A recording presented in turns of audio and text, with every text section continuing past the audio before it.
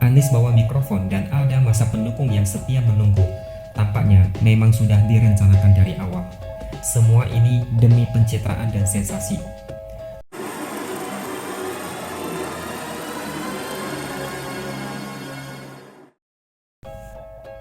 Sewaktu menjadi juru bicara tim pemenangan Jokowi JK pada Pilpres 2014 lalu, Anies Baswedan pernah mengatakan bahwa setiap orang memiliki beban moral dalam mendukung salah satu pasangan capres dan cawapres.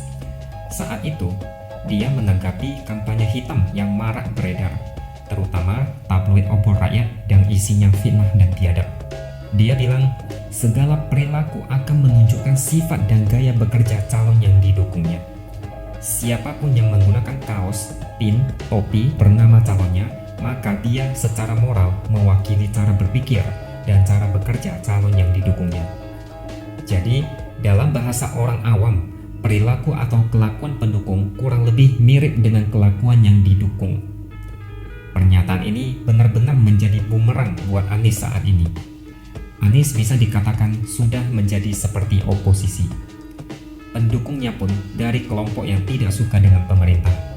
Bahkan saat Pilkada DKI 2017, pendukung Anies salah satunya adalah Rizik dan kawan-kawan yang terkenal sebagai gerombolan intoleran perusak bangsa. Ayat dan mayat diperjualbelikan dalam Pilkada. Masyarakat diancam pakai neraka dan azab. Banyak intimidasi yang mengatasnamakan agama oleh kelompok ini. Makanya jangan heran, Anies pernah disebut sebagai bapak politik identitas. Ini tercermin dari kelompok pendukungnya sendiri yang suka memakai politik identitas. Persis seperti yang dikatakan Anies, bahwa perilaku pendukung mewakili yang didukung. Jadi, apakah kalian masih belum percaya kalau perilaku pendukung mewakili yang didukung? Sebagai tambahan, baru-baru ini Anies diperiksa oleh KPK terkait dengan kasus dugaan korupsi di Formula E. Saking pencitraannya, Anies malah menyiapkan mikrofon sendiri untuk konferensi pers usai keluar dari gedung KPK. Bukan cuma itu saja, pendukung Anies juga berbuat ulah. Pendukungnya sempat ribut dengan wartawan. Keributan ini berawal saat Anies menuju mobil usai pemeriksaan. Saat Anies berjalan menghindari pertanyaan wartawan, pendukungnya juga ikut bejubel. Ada sejumlah pendukung yang berteriak, "Anies Presiden." Iring-iringan tersebut mengganggu proses liputan yang dilakukan wartawan, sehingga mereka berteriak menegur pendukungnya agar tertib. Tapi itu tak digubris, sehingga terjadi desak-desakan dan saling dorong-mendorong. Wartawan yang sudah menunggu Anies dari pagi meminta para pendukungnya segera pergi dari gedung KPK. Pendukungnya justru makin berteriak dan beradu argumen dengan wartawan. Jadi, percayakah kalian kalau perilaku pendukung mewakili yang didukung? Ketika Ahok diperiksa dalam kasus apapun, tidak pernah dia menyiapkan mikrofon untuk pamer pesona. Dia juga tidak pernah mengerahkan pendukungnya untuk bikin semak di jalan dan teriak Ahok Presiden. Pendukung Anies terlalu berlebihan dan bertikah konyol demi mendukung Anies. Anies pintar dalam hal pencitraan, sedangkan pendukungnya hanya bisa bikin ricuh. Mungkin hanya Anies satu-satunya yang membawa mikrofon saat mau menjalani pemeriksaan. Tiada hari tanpa membuat pencitraan murahan. Tidak diketahui dengan pasti apakah pendukungnya datang sendiri atau dikerahkan untuk keperluan show off. Yang jelas, dari video yang beredar, terlihat kalau pendukungnya arogan dan risih. Anies bawa mikrofon dan ada masa pendukung yang setia menunggu. Tampaknya memang sudah direncanakan dari awal. Semua ini demi pencitraan dan sensasi. Anies bawa mikrofon, lalu bicara di depan awak media seolah dia ikut membantu agar KPK cepat menuntaskan kasus Formula E. Semua ini pasti ada tujuannya. Anies justru tidak menjelaskan soal pemeriksaan yang dijalani. Saat ditanya soal proses pelaksanaan Formula E, mengenai perencanaan, pembayaran komitmen fee kepada penyelenggara selama 3 tahun, padahal masa jabatannya sudah berakhir pada tahun ini, Anies tetap diam tak mau menjawab. Dia malah cerita soal upaya pencegahan korupsi, saat dia menjadi akademisi, saat dia menjabat sebagai gubernur, saat dia membuat komisi pencegahan korupsi ibu kota. Dia cuma mau pamer prestasi dan kehebatan yang telah dilakukan di masa lalu. Dan datanglah pendukungnya yang tiba-tiba teriak Anies Presiden. Apakah itu spontanitas atau memang sudah dirancang sejak awal?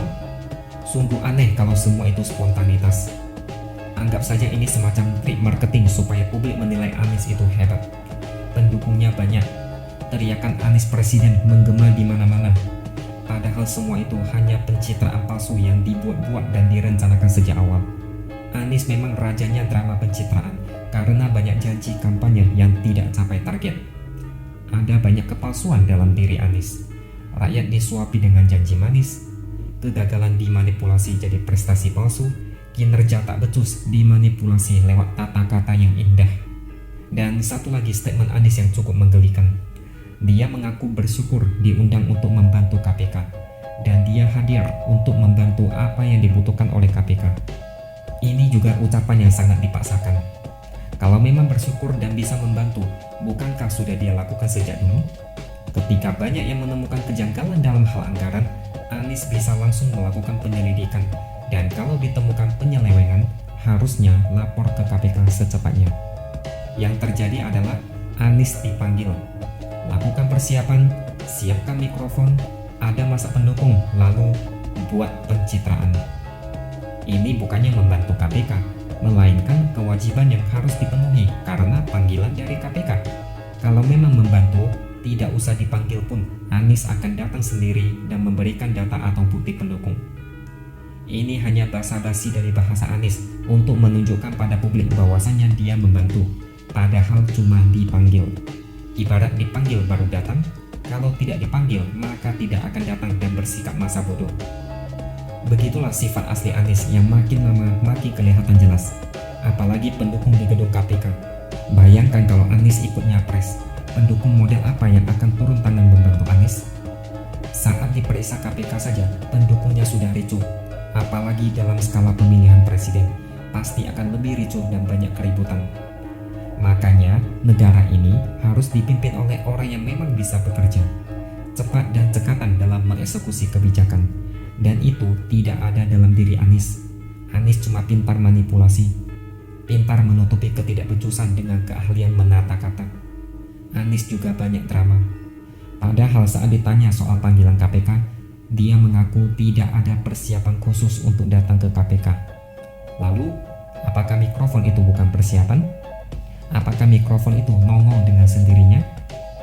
Semua itu bukti bahwa Anies merencanakan hal lain.